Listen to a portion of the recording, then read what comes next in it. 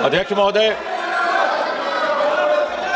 इस 10 घंटे चलने वाली इस चर्चा के उपरांत मुझे उत्तर देने के लिए, अवसर देने के लिए धन्यवाद। सबसे पहले तो बड़ा निराशाजनक है ये दृश्य विपक्ष को देख करके कि जब इतने महत्वपूर्ण बिल पर चर्चा हो रही है, जब इतनी संवेदनशीलता के साथ और प्रधानमंत्री मोदी जी की प्रतिबद्धता के साथ ये विधेयक लाया गया है, तो बजाय इसके कि संजीदगी से इस पर बहस की जाए, सुझाव दिए जाए, इस पर राजनीति करने का प्रयास किया जा रहा है। और मुझे हैरत है नेता प्रतिपक्ष एलओपी जी के व्यवहार पर। उन्होंने जिन अपशब्दों का इस्तेमाल किया वो अनपार्लियामेंट्री तो है ही है, बल्कि इतना अनपार्लियामेंट्री एक्सप्रेशन है वो, मैं अपने बुक से नहीं बोलूँगा, कि यदि कोई व्यक्ति या माननीय सदस्य अपने आप को भी इडियट समझे तो वो नहीं कह सकता, सदन के बाहर जाकर के कह सकता, उसमें नहीं कह सकता। मुझे हैरत है कि नेता प्रतिपक्ष जिनका एक रुतबा रहता है, उनको ये बेसिक पार्लियामेंट्री नॉर्म्स की जानकारी नहीं। और इसलिए जब वो कहते हैं कि मैं किसी व्यक्ति विशेष के बारे में ये शब्द इस्तेमाल नहीं कर रहा, तो कई बार ये शंका होती है कि क्या वो छात्रों के लिए कर रहे हैं। और अगर ये बच्चे जो हमारा भविष्य भी है, हिंदुस्तान का मुस्तकबिल भी और विकसित भारत के उज्जवल नागरिक भी, यानी उनको अगर इडियट कहा जाए तो इससे और ज्यादा दुर्भाग्यपूर्ण कुछ नहीं। मुझे ये भी हैरानगी है कि नेता प्रतिपक्ष को सार्वजनिक जीवन और प्रशासनिक प्रणाली की जो बुनियादी बिंदु हैं उनकी जानकारी का भी अभाव है। सबसे पहली बात तो ये कि जब वो कहते हैं कि गृह मंत्री जी ने गोली चलाने का आदेश दिया और उसे ऑथेंटिकेट करने में नाकाम है, तो सबसे पहली बुनियादी बात कि कहीं भी गोली चलाने का आदेश कोई मंत्री नहीं देता, वो मैजिस्ट्रेट देता है, एसडीएम देता है, डीएम देता है। हम सब विधायक रहे हैं, सांसद रहे हैं, हमारे अनुभव में है। इसका अर्थ ये हुआ कि उन्हें सार्वजनिक जीवन का भी अनुभव में अभाव है। दूसरी बात, ये बार बार स्पष्ट किया गया कि गोली चली ही नहीं, अश्रु गैस, टीयर गैस का इस्तेमाल हुआ, लेकिन जब गोली चली ही नहीं तो आदेश देने का सवाल ही नहीं पैदा होता, और आदेश देने का अधिकार मैजिस्ट्रेट के पास रहता है, मंत्री के पास नहीं। फिर इन्होंने ये कहा कि गृह मंत्री जी के साथ 30 गाड़ियों का 30 व्हीकल्स कैवलकेड, शायद इनको गिनती करने में भी दिक्कत है।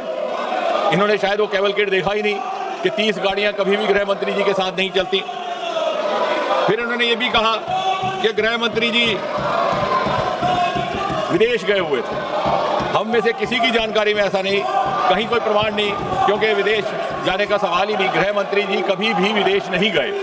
तो यानी तथ्यों के बिना, सत्य के बिना गैर जिम्मेवारी से इस सदन में बात कह देना और फिर कह करके निकल जाना, यह किसी जिम्मेवार नेता और विशेषकर नेता प्रतिपक्ष का व्यवहार हो ही नहीं सकता। अब यह भी कहा गया, अब इन्होंने एक कहानी सुनाई, तो मैं भी एक कहानी सुनाना चाहता हूं। और ये कहानी है 21 जुलाई की। 21 जुलाई को नेता प्रतिपक्ष नामालूम क्या सोच करके और किस उम्मीद से जाकर के बैठ गए 7 LKM प्रधानमंत्री आवास के फाटक के बाहर। अब नामालूम क्या था मन में। अब मेरा विभाग ऐसा है जो शोध के साथ ताल्लुक रखता है। जब इस पर थोड़ा सा मंथन किया तो ये संभावना लगी कि शायद बहुत जमाने से इनको ये हसरत सता रही थी कि देश इनको प्रधानमंत्री चुने और 7 LKM में बिठाए। अब इनकी जब वो हसरत पूरी ना हुई तो निराशा और फ्रस्ट्रेशन से हताश होकर के वो प्रधानमंत्री आवास 7 LKM के दरवाजे पर जा बैठे। और फिर जब इनको बड़ी विनम्रता से समझाने का प्रयास किया गया कि ये आपको शोभा नहीं देता, तो इन्होंने कहा कि मुझे उठा लिया जाए। ना चाहते हुए भी जब पुलिस को इनसे ये निवेदन करना पड़ा कि आप हट जाइए, तो बड़े बेगैरत होकर के वहां से निकले। और जैसा कल हमारे एक माननीय सदस्य कह रहे थे, शुरू में तो ये उस आंदोलन के साथ जुड़ने में गुरेज कर रहे थे। इन्हें लगा कि आम आदमी पार्टी का आंदोलन है, लेकिन जब आंदोलन इन्हें लगा कि उठने लगा तो इन्हें जो माननीय सदस्य कल कह रहे थे, जेन ज़ी की ज़बान में MIA हो गया। MIA मतलब मिसिंग इन एक्शन, जो हमारे जेन ज़ी की भाषा है। और दूसरा, जैसा कल बताया गया कि FOMO, fear of missing from action, और इसलिए ये जाकर के वहां बैठे। और फिर जब इन्हें उठाया गया तो जो इन्होंने दृश्य वहां पे दर्शाया अपने उठाए जाने का, तो क्या वो गालिब का शेर है कि बड़े बेगैरत होकर तेरे कूचे से हम निकले, बड़े बेआबरू होकर तेरे कूचे से हम निकले, बहुत निकले मेरे अरमान, लेकिन फिर भी कम निकले। यानी वो जो दबे हुए अरमान है 7 एलकेएम में जाकर के बसने के और नेता बनने के, वो ना जालूं किस किस प्रकार पिछले एक सप्ताह में जाहिर हुए। मैंने 40 से 45 हमारे वक्ता रहे, सबके सुझाव भी नोट किए, बड़े ध्यान से भी सुना। उसमें कुछ एक बातें ऐसी भी आई जो मुझे लगता है कि स्पष्ट करने लायक है। यहाँ पे ये बताया गया, हमारे कांग्रेस के नेता गगन गोगोई जी ने कहा कि मासूम बच्चों पर जुल्म सितम ढाया गया। शायद उन्हें ये मालूम नहीं कि utmost restraint was exercised and it was made sure that casualties don't happen। लेकिन मुझे लगा बाद में, जैसे मैंने कहा, जब शोध किया तो ये लगा कि अपने अनुभव से बोल रहे थे, क्योंकि सन 1969 से लेकर के 1984 तक जो असम में ऑल इंडिया स्टूडेंट यूनियन का प्रदर्शन रहा, आंदोलन रहा, वो हमारा रिकॉर्ड बताता है कि 860 innocent people, most of them students had got killed. उस समय सरकार कांग्रेस की थी। तो इन्हें लगा कि जिस तरह से हम अपने जमाने में आंदोलन कर रहे विद्यार्थियों को कुचलने के लिए उन्हें मौत के घाट उतारते थे, शायद इन्होंने भी ऐसा किया हो। माननीय प्रियंका गांधी जी ने एक बड़ी रोचक बात की और ये सुनने लायक है। उनका कहना है कि 152 बार पेपर लीक हुआ। ये आंकड़ा कहां से मिला कोई प्रमाणित नहीं, कोई ऑथेंटिकेशन नहीं, लेकिन उससे भी अधिक दिलचस्प बात ये है, वो कहती है कि 150 papers leak, 150 times the paper leak happened which affected 750 crore children. I have verified this from the written script which was there in the parliament last night, because I wanted to actually check on myself. 150 paper leaks affecting 750 crore children, which means 7.5 billion. The entire population of the world is just about 8 billion. And you have 7 billion, 7.5 billion children in India.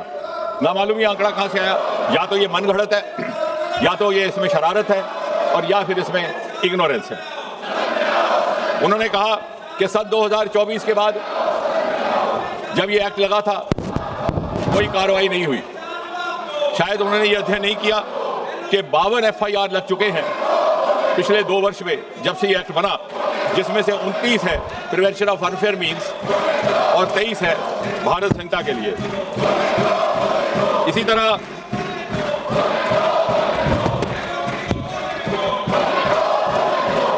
Venugopal जी ने कहा कि हमने school बंद कर दिए। शायद वो ये कहते कि हमारे हायर एजुकेशन के अवसरों में 30% बढ़ोतरी करने का ये काम इस सरकार ने किया है। We have increased the number of universities from 760 to 1,293. I am not saying anything without evidence. The number of higher education institutions has been increased from 51,534 to 64,896.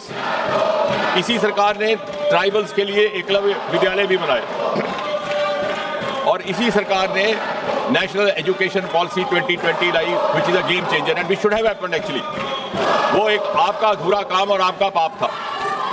उसका नॉमेनक्लेचर भी गलत था। Human resource development is a nomenclature used in the corporate sector and other places to refer to personnel management, and you had made young children prisoners of the subjects chosen for them in class 12 by their parents, by their guardians, by their elders.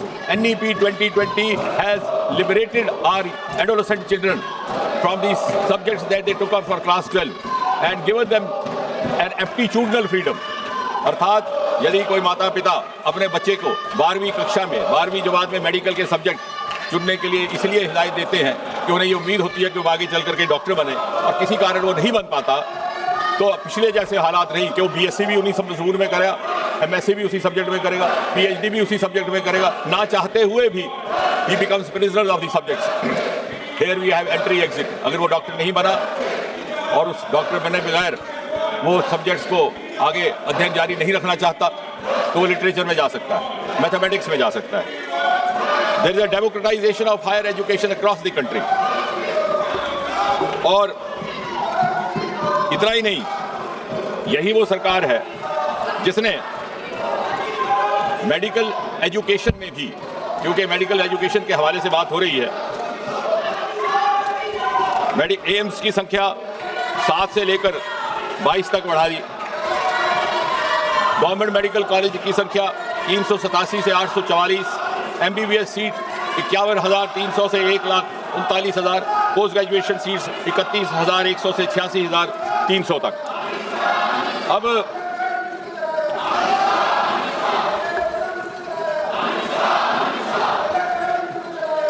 मुझे तो चाहते तो हम ये थे कि इस bill पर गंभीर चर्चा होती, क्योंकि जिस तरह से प्रधानमंत्री जी ने बड़ी संवेदनशीलता के साथ कार्रवाई की है, अभी हाल ही में जो पेपर लीकेज हुआ उसकी जानकारी 7 और 8 जुलाई की रात को आई। 12 तारीख को सीबीआई को सौंप दिया गया। तुरंत 13 व्यक्ति हिरासत में ले लिए गए। साथ ही साथ लगभग 92 लोकेशंस पर रेड किया गया और 12 तारीख को ही सीबीआई दिया। और मुझे ये कहते हुए तसल्ली है कि कल चार्जशीट फाइल हुआ और आज से वो ट्रायल भी शुरू हो गया इस नए कानून के तहत, जिसके अनुसार पूरा का पूरा फैसला 5 महीने में मुकम्मल हो जाएगा। पहले 2 महीने में इन्वेस्टिगेशन, इंटेरोगेशन और अगले 3 महीने में एंड इसलिए जब आप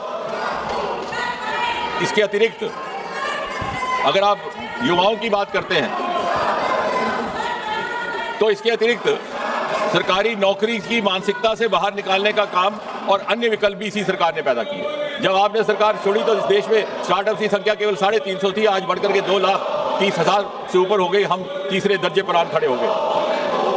और इसलिए बहुत समय ना लेता हुआ मैं सीधा इस बजट के विषय में थोड़ी एक बात करके अपनी बात को समाप्त करूंगा, क्योंकि आप इस समय आपका भी उस तरह का नहीं है।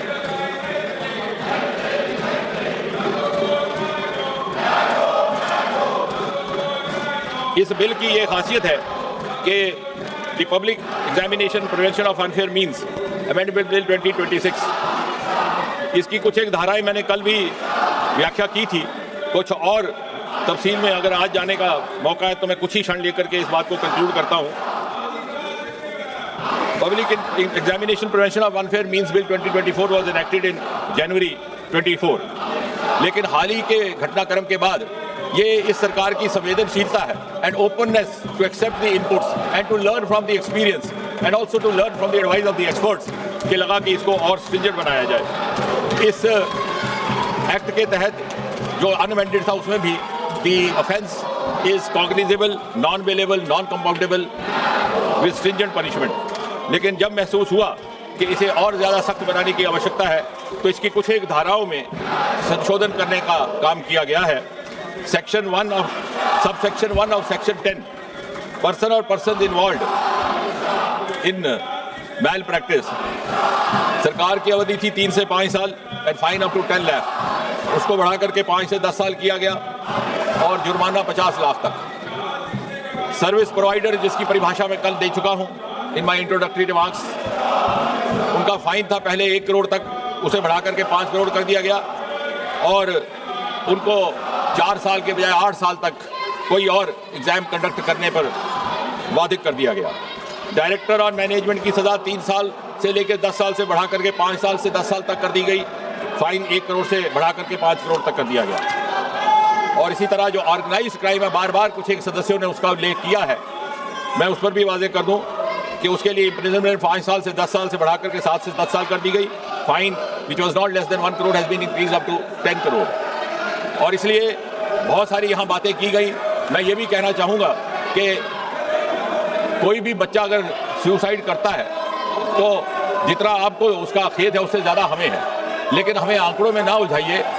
हालांकि किसी मृतक बच्चे के आंकड़े का व्याख्या करना कोई शोभा नहीं देता, लेकिन the rate of suicide related to paper leakage also has reduced over the last few years. यही कुछ एक बात कह करके मैं अपनी बात समाप्त करता हूँ। हर खबर पाइए सीधा अपने मोबाइल पर।